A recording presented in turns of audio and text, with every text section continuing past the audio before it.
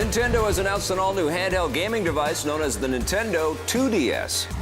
It's designed to be a more affordable version of the 3DS and will not play games in eye-popping 3D. It will, however, play all of the same titles in plain old 2D, and users will still be able to go online and join multiplayer matches and download new content from the Nintendo eShop. The device doesn't fold in like the 3DS, so Nintendo is offering a carrying case sold separately. The 2DS will be available October 12th. In related news, to help boost lagging sales of the Wii U, Nintendo has announced that it will drop the price of the deluxe version of the console by $50, bringing it to $299. The new price goes into effect on September 20th. Before he starts cleaning up the streets of Gotham City, Ben Affleck is making his most recent movie a little longer. An extended cut of the Best Picture-winning Argo is set to hit Blu-ray on December 3rd. It offers a new version of the film with 9 minutes of extra footage, and there will also be more behind-the-scenes content and a new look inside the real-life CIA. The original theatrical cut of Argo will also be included on the disc. You may have already heard that Ben Affleck will play the new Batman in the sequel to Man of Steel. His Argo co-star Bryan Cranston is rumored to be playing the villainous Lex Luthor. That film will arrive in summer 2015. You don't have a better bad idea than this? This is the best bad idea we have, sir. Legendary guitarist Slash is unleashing the devil in his very first horror movie. Slash has produced a frightening new film titled Nothing Left to Fear. It tells the story of a pastor and his family who move into a small town only to discover that the inhabitants secretly worship terrifying demonic entities that demand the blood of the innocent.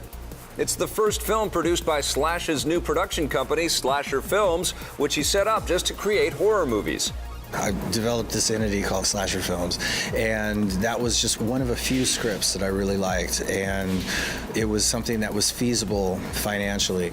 And so we just embarked on this journey of developing this script, finding the right director and casting, and just making the movie, and it was a hell of a lot of fun. Slash says that he'll produce more movies, including a sci-fi horror project. We'll let you know when more details about that are unveiled. In the meantime, Nothing Left to Fear will get a limited theatrical run, followed by a Blu-ray release in October.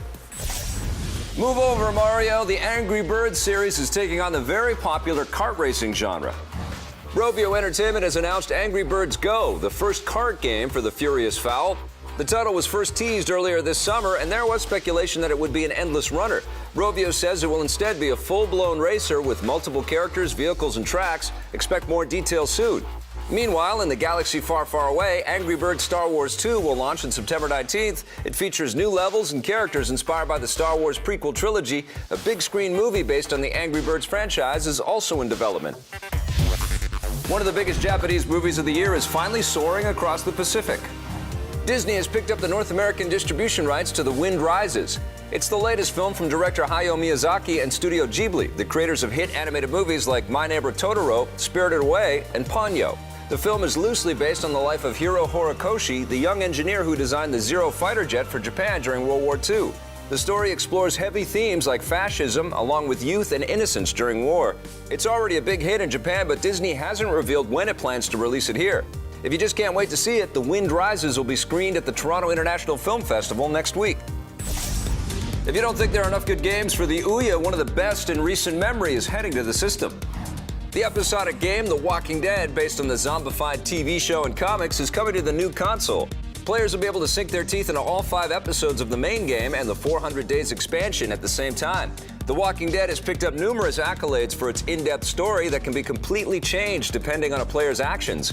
Ouya gamers will be able to try the entire first episode for free. It'll launch soon. Developer Telltale Games is also working on the sequel titled The Walking Dead Season 2. It will launch on all platforms, including the Ouya, later this year. The new season of the TV series will hit the airwaves October 13th. Big events like Comic-Con and WonderCon may have some big competition from up north.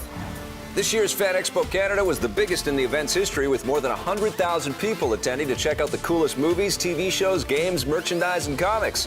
The EP Daily team was there to meet and greet fans at the EB Games Gamer Zone, so thanks for hosting us, EB Games. Hopefully, Fan Expo Canada will be even bigger and better next year. On the West Coast, Fan Expo Vancouver will expand to 3 days instead of just 2 in 2014. We hope to see you there.